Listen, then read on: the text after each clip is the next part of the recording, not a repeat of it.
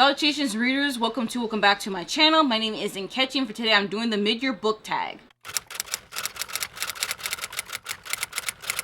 So this is pretty much a staple book tag that takes place around the middle of the year. And the original creators is, I think, Earl Grey Books and Is That Chami. I will link Earl Grey Books' original tag video down below, because I don't think Is That Chami has the original video anymore, but still, I'll link the channels down below. And I can't believe it, y'all. We're literally halfway through 2024. Wow. We're already halfway through 2024 already. Dang. Well, I'll just say, as far as my reading of this year, I feel like I'm reading a little bit more than last year. However, the quality of my reading has gone down since like last year and even the year before that, which I'm not happy about, honestly, and we're going to talk about it. So I also have put in some more questions into this original tag, just for my personal needs as far as what I want to reflect on for the middle of this year in my reading.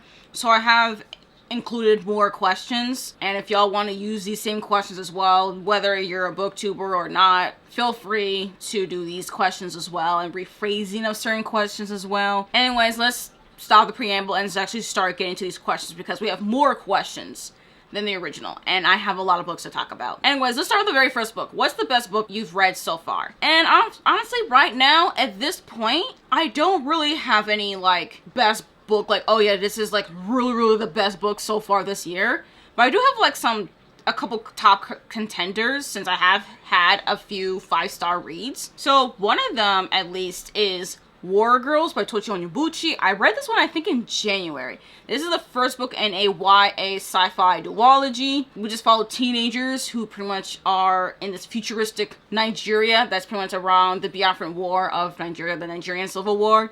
And I really think this is like a really great introduction to a new duology. I think it really does explore child soldiers, especially during this time, really well. I can definitely see that Tochi Onyebuchi has done a lot of research regarding the Biafran War, of which that is very much personal for me and my family. So I do think that this is a pretty top contender for best book. I still need to read the sequel. I have not finished reading this duology, even though I do own it, and I can borrow the audiobook from my library, but I have not even finished this duology. I don't know why. I'm dragging my feet, but sooner than later, I should get to finishing this duology. And maybe by then I'll be like, oh yeah, this is definitely the best book. I don't know yet. But so far, this is definitely a top contender. But then, like, another book, though, like, it's actually a pretty top contender for me as well, is Raybear by Jordan and Fueco. This is the first book in another duology, the Raybear duology.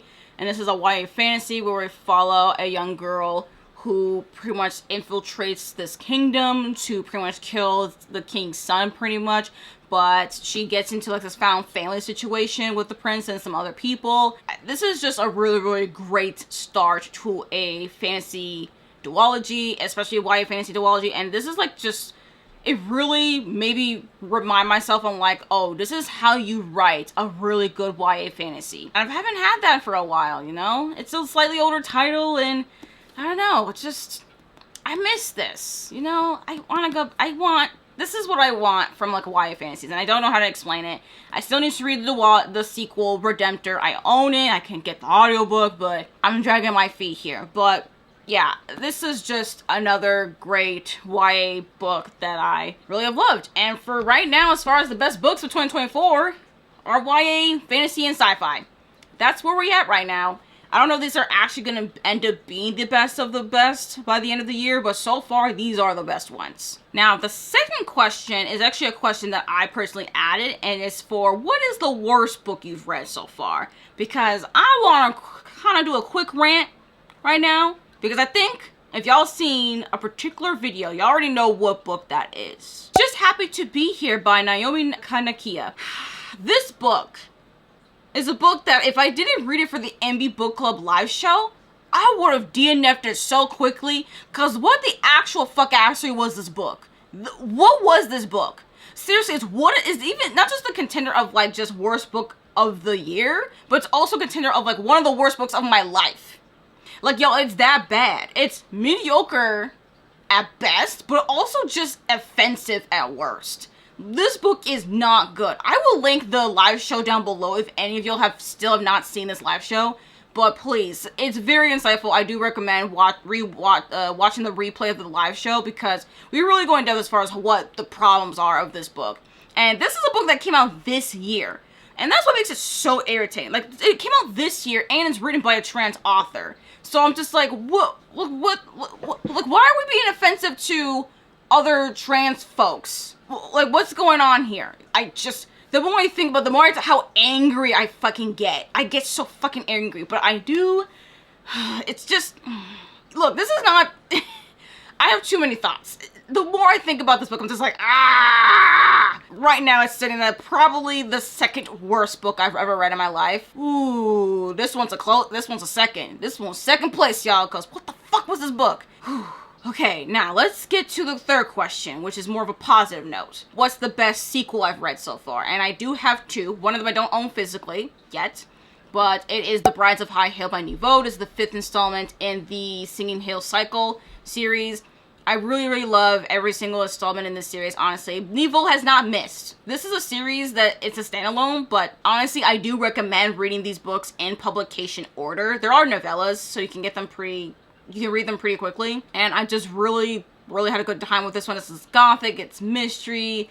It's just so good. It has Niveau's writing and atmospheric and vividness. It's just so, so good. I really recommend this series, especially even this one in particular if you're really into more like a gothic mystery kind of like novella. But you definitely get way more out of each novella installment though when you read them in order. But you can still read them as entry points regardless. And then another really good sequel that I read, I think this one I read in January, was The Liar's Knot by M.A. Carrick. So this is the second book in the Rook and Rose trilogy, and I really, really had a great time with The Liar's Knot. It's actually my favorite in this series. If you don't know what the series is about, we follow Ren, who's a con artist, who's trying to infiltrate this noble house so that her and her adoptive sister can live in a financially comfortable life. But there's something going on magically regarding the city-state Nadezhra, so we gotta figure that shit out, and Ren is pretty much entangled into all this. So yes, in this sequel here, we do have more of a main focus on a particular character, which I will talk about later in this tag as well. And I really liked how we got to see more about this particular character, because that particular character has been a new favorite of mine, which we'll also talk about later as well. But yeah, I really had a great time with The Liar's Knot. Now, question 4 is back to some negativity, because I'm going to talk about the worst sequel that I've read so far this year. I've definitely had some more disappointing sequels, but the worst one for sure though, as far as in quality, was That Time I Got Drunk and Yeeted a Love Potion at a Werewolf by Kimberly Lemming. Y'all, why is this title so damn long? It's longer than That Time I Got Drunk and Saved a Demon or Saved a Human. And this book just really did not work for me, unfortunately. I did not really like following Bree, who is Cinnamon's best friend from the first book. I didn't really like her character in this one, unfortunately. I didn't really particularly care for Felix, who is the werewolf love interest. And I really did not like as well that the dubious consent was coming from the fact that he got hit with a love potion. So that was really, it felt more icky. And I do have to argue though that all the books in this series deal with dubious consent. So if dubcon is not your thing, then probably stay away from this series. But I will argue that each book does deal with dubcon in some way, shape, or form, I think. And this one for sure is one that, like, okay, this one did not work for me. Especially regarding the fact we're dealing with fated mates as well trope with a love potion that was just insta-lovey. It just didn't work for me. And I'm definitely not here for nodding. I really am not. I quickly learned that nodding is not something I care for. Yeah, that's only the worst sequel I've read so far. Now, question number 5 is what is like some new releases you haven't read yet but want to, and I already have 2 because I do have some new releases. I also have other new releases as well I want to get to, but these 2 in particular I really want to get to much sooner than later. Especially since one of them I pre-ordered and one of them I had for a couple of months and I still have not tried to read it. And those books are Blood at the Roots by Ladarian Williams and Where the Dark Stands Still by A.B. Poranek. So both of these I think are debut novels. This one's the first book in a trilogy, and this is a YA, I think, contemporary fantasy, where we feature like a black boy, black teenager who gets into like an HBCU and it's magical all the things. And this one is like a forest fantasy where we have like a main character here who has magic, which I think she wants to get rid of her magical abilities, and then she makes a bargain with some sort of creature in the forest. But I think she gets into some sort of servitude or something like that. These both have really, really pretty covers. They're both debuts. Both of them are YA fantasies, and I've had them on the shelf. This one's shorter since it came out in May, but I've had this one a little bit longer, and I've been wanting to read both of these because, I mean, I've heard some pretty good things about this one, but I have barely seen anyone really talk about Blood of the Root, so I really want to get to both of these books just so that y'all can at least know what to expect from these books anyways, and so that I know who to recommend these books. So yeah, I'm hoping to read these ones pretty soon. Now, question number 6 is what is like my most anticipated release of the second half of the year. I already actually made a video on like some 40 plus anticipated releases for the second half of the year. I will link that down below if you haven't seen it yet.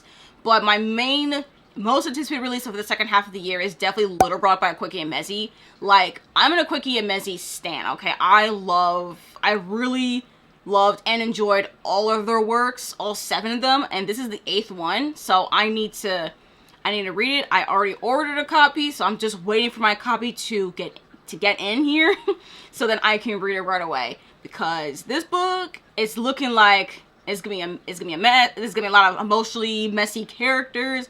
It's gonna be a fun, maybe not like fun, but like it's gonna be like I feel it's gonna be like a pretty hard-hitting, emotional, good time. All right. Question number 7 is what's like the biggest disappointment you've read so far? And I have 2 pretty disappointing books. They're definitely not the worst books, but like they're very disappointing. One of them for sure is Fae-Bound by Sarah Al-Arifi. I was pretty disappointed with this one.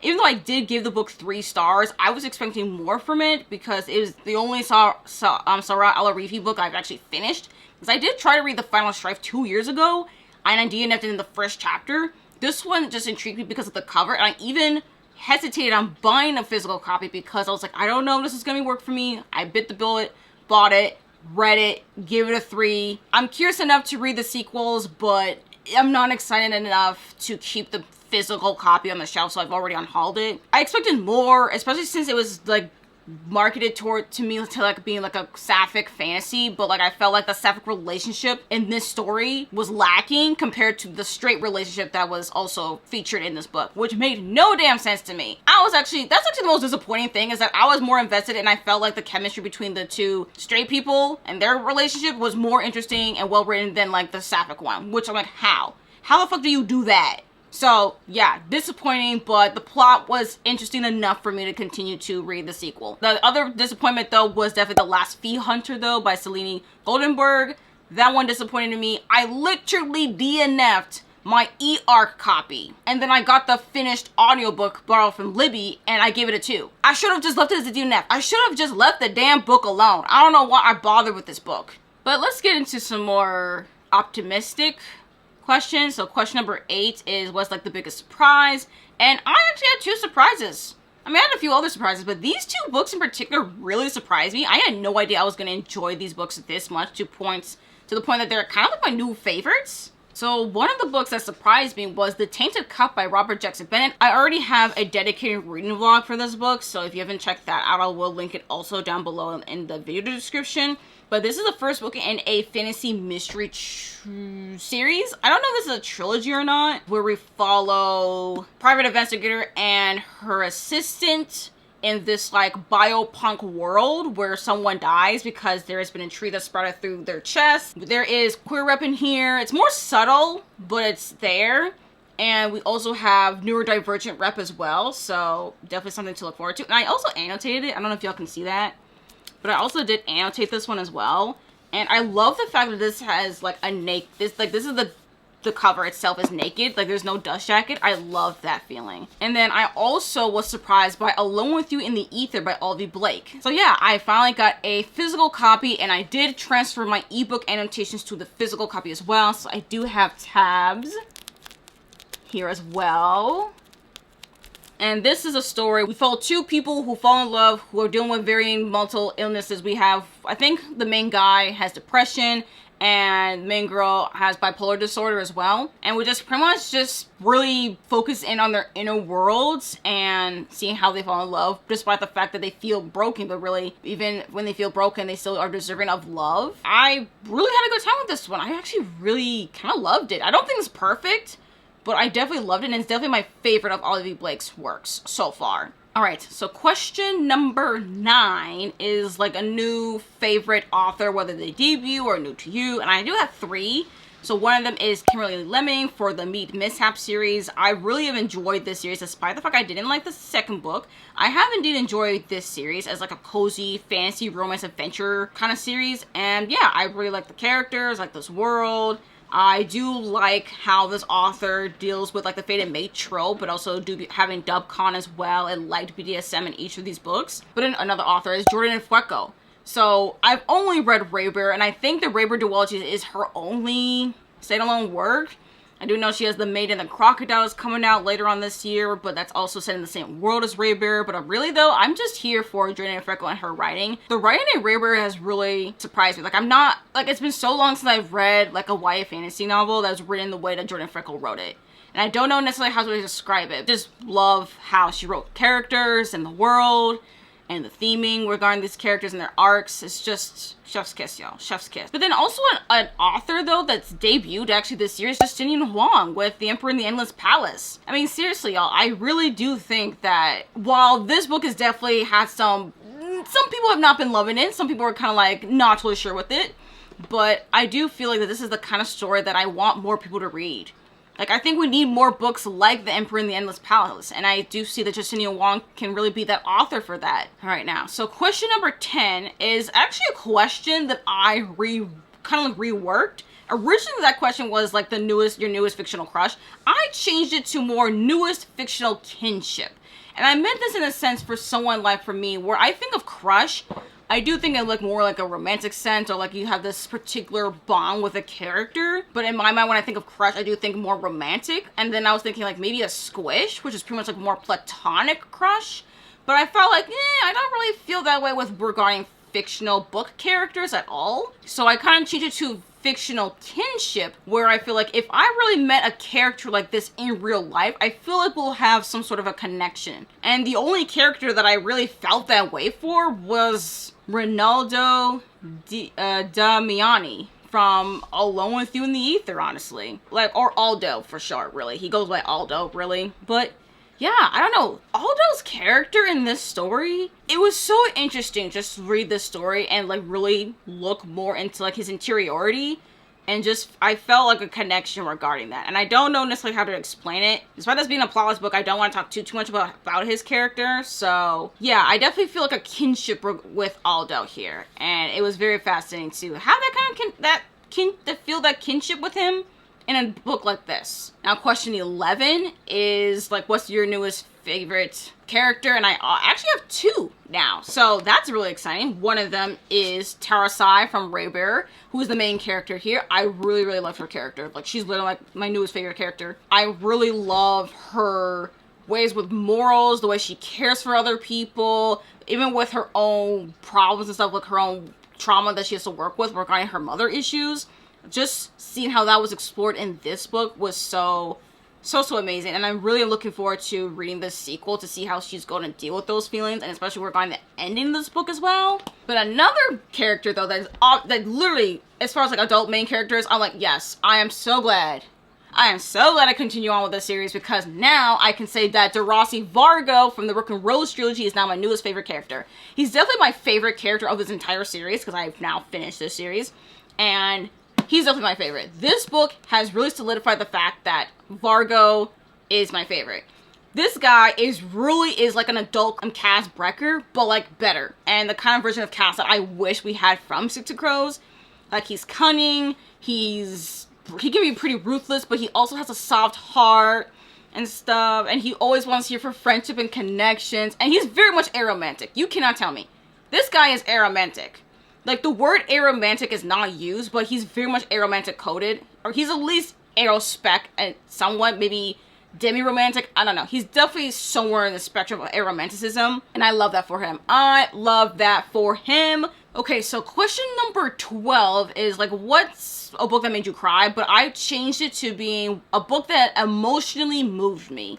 And I say this because I don't really cry when I read books. I'm not that emotional when I am reading books, even with an emotional read, but I can feel emotionally moved. There are a couple books like that, but this one in particular I really want to highlight because it's just really current, like how I really feel right now. And that is The 100 Years' War on Palestine, A History of Settler Colonialism and Resistance 1917 to 2017 by Rashid Khalidi. I did listen to this one also via audio, but I did recently got a physical copy as well. This is a really good, concise, rather it being dense, but it's still a concise history of the past 100 years in regard to Palestine, when Palestine was occupied by the British, was part of the Ottoman Empire, occupied by the British, and then the formation of the settler colonial state of Israel, and American involvement and the UK's involvement, all the people's involvement in regards to the formation of Israel and how the occupation of Palestine and Palestinian land and resistance. This is the book for that. Like, this definitely emotionally moved me. Like, it really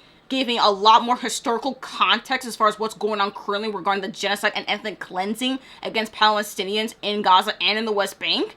So this is just a perfect, like, book that encompasses everything and regarding that. Even, like, this is just the book. This is definitely the book that I really just recommend anyone to read regarding Palestine. It might seem a little bit dense, but honestly, I don't think it's so dense that it's so overwhelming, because it's not as long, honestly. Despite this length, it's not as long, and the audiobook production is really, really good as well. So if you do listen to the audiobook, I do recommend it as well. And I do think I own the audiobook as well, so that'd be cool. So I definitely need to do a reread of this one for sure, to go back and really annotate and take notes on this. But this is definitely something I highly recommend to anyone regarding to just educate themselves and regarding the history of Palestine. To go with something like this for just at least more recent history, then this is definitely the book for you. So I read a book that mostly moved me. I also want to talk about books that also just made me happy. And the books that made me happy were actually romance books, really. So one of them for sure is That Time I Got Drunk and Saved a Demon by Kimberly Lemming. First book in the Mead Mishap series. This is my first introduction into, like, this, not like first introduction to fantasy romance, but really like a fantasy romance that I really can really just vibe with, honestly. I really like the characters, the writing style. I mean, the writing style is not the greatest with this series, but I didn't mind it for this book because of the tone. It was very obvious on what kind of tone this book was going to be, and at the time, I really wanted to read an easy, cozy fantasy romance featuring characters of color as the main protagonist and as love interests. I mean, as far as fantasy romance is concerned, there's not a lot of it that's actually featuring, like, black people as a protagonist or, like, other people of color and, like, as love interests. So this was just my first kind of, like, series regarding that, and I really want to read more fantasy romances that were kind of like this one, but also different as well. And in this other book, Outdrawn by Deanna Gray. This one was a really, really good sapphic romance and a rivals to lovers romance as well. I really, really love the sapphic relationship in here, the way it was developed, the way it was written, and the characters between the two of them. The rivals to lovers romance as well was handled really, really good. I just really, really loved it, and yeah, I just recommend it as well if you haven't read it already. And also, there's no third act breakup. So if you want to read a romance with no third act breakup, this is the one for you, just to let y'all know. So, sapphic, rivals to lovers romance, no third act breakup. Now, question number 14 is like a favorite book to film adaptation you saw this year.